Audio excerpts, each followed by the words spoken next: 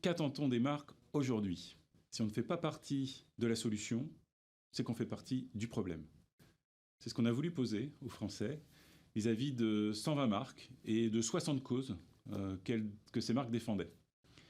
En moyenne, 40% des Français nous disent que les marques font partie de la solution, 30% du problème, et 30% que les marques n'ont rien à voir avec tout ça.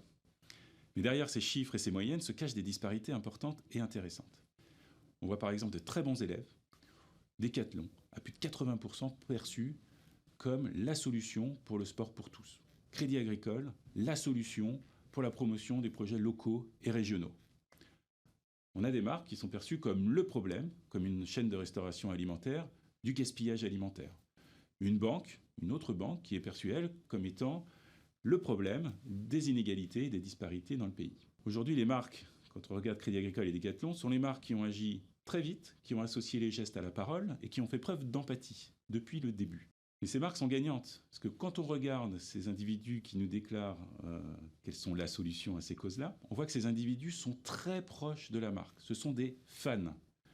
Et quand on regarde leur engagement et leur attitude, c'était ce que cette étude nous montrait, par rapport à ces causes, on voit que leur engagement est aussi très fort et qu'ils ont un optimisme vis-à-vis de ces causes, dans la résolution de ces causes. On a donc quelque chose de très gagnant-gagnant, à la fois pour la marque, qui a une fan base qui augmente, et à la fois pour la société, avec des citoyens plus engagés et plus optimistes.